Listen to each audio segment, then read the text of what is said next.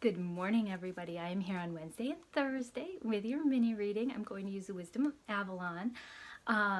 What does Spirit have in store for us? But before I say that, I do feel, again, this surprise energy. I do feel a slight giddier, happier, kind of lighter energy, and the effervescence, a little laughter. Okay, so I feel like sometimes we get very serious. It's serious business, of course, life is, but I feel like there's play with life.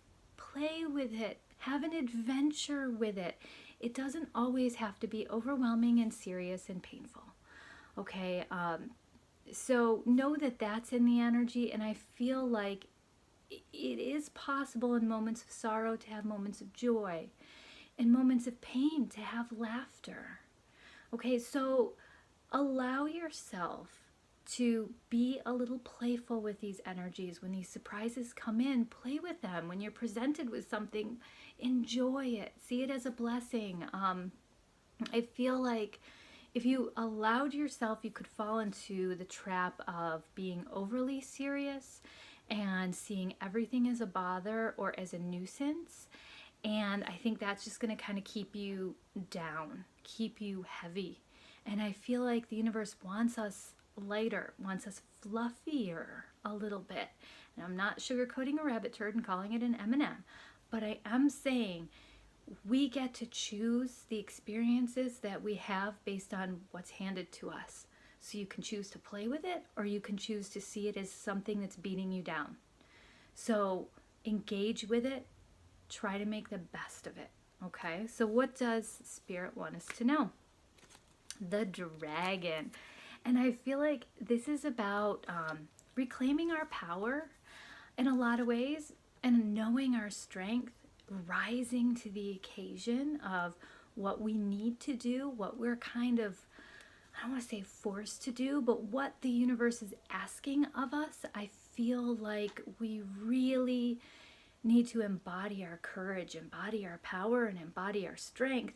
But also, many of the dragons that we have come to know also know how to play too. And I mean that, yes, we have dragons depicted to us as serious and strong and powerful, which they are, but they're playful. They can be fun too. They fly through the sky and do loops, and these are moments of imagination that we're using. So engage in that as well. Engage in the flying with the energies that you're given, and allow this more playful aspect to be your power, be your strength, and be your courage. Okay, so again, just don't totally focus on the dragon that is hiding in the cave. This is the dragon that is out and engaging in the world.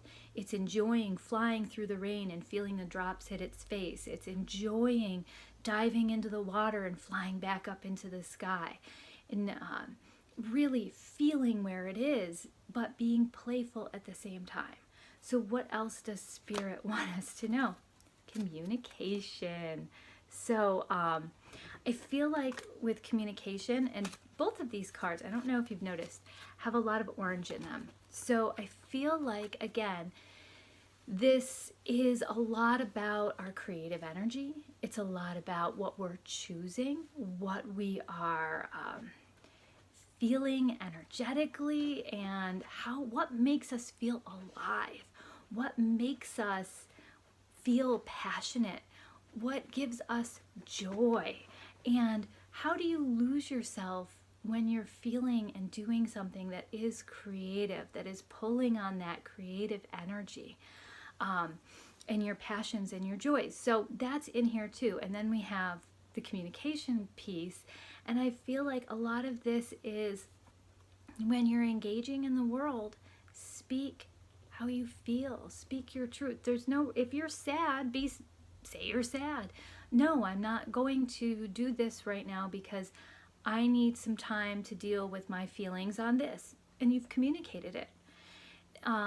Or, yes, I'd like to do that, I'd like to join you in this activity, but before I do that, I'm doing these activities for me. And that's communicating. If somebody asks you your opinion on something, it's an opinion.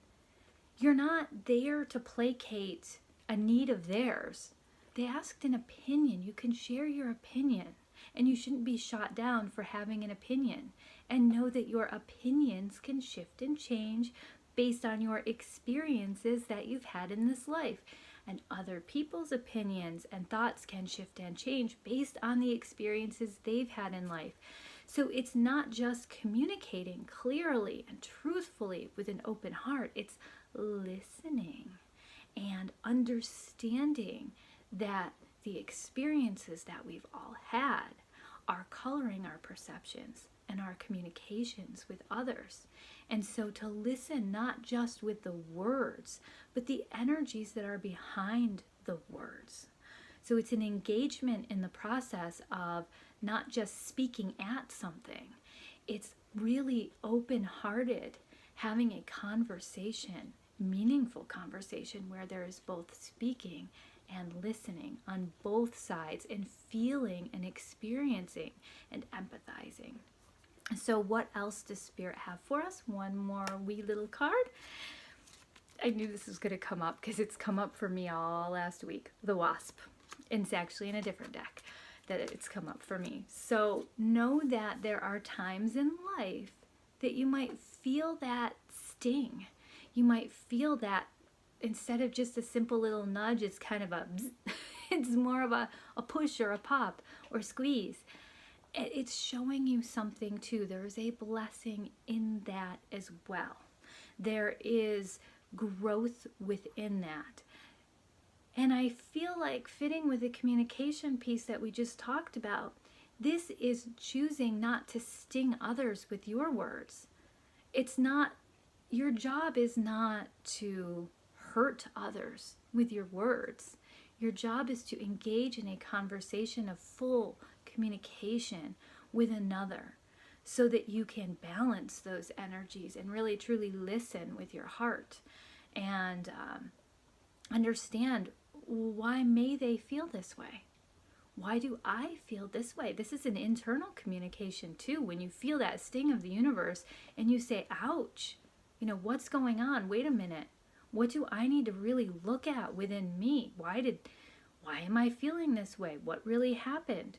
Did I make a choice that, maybe I was harsh with my words and communication, for this to happen? So it's really just when you feel, if you feel sometimes that squeeze or that push or that nudge in a direction, or let's say you chose a path that maybe isn't right for you and the universe says, nope, we're not going that way, and corrects your direction. And it may not feel so great at first, but looking back, then you know that it was what was right for you.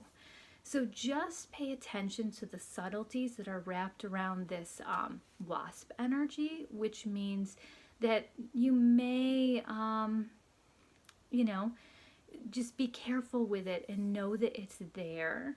And the object is to really be clear and truthful and listen with your heart, and then also start to be playful with these energies, because everything doesn't have to be heavy and dark. Okay, so I will leave you with so much love.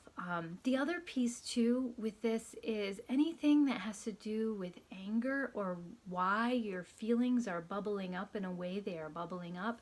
That's when you need to stop what you're doing and ask yourself the bigger questions. Well, why did that cause me to have anger? Your anger isn't a bad thing. Your anger can be pushing you in a direction that is good. But if you don't look at your anger and instead you use it as a destructive force, then that is not being constructive with your anger. And I feel like right now it's really important to know the difference and to ask your emotions and ask your feelings, especially those ones that you don't want to look at because for some reason you've deemed them wrong. Okay? Look at them. Understand them. It's letting the wasp walk on you. I do it all the time. I let them hang out on my arm for a while, tell it, talk with it. I do it all the time. Ask it what it's telling me. and then it flies away happily and I'm not stung. And people think it's very weird, but I don't really care what people think. So just know that that is also in this energy.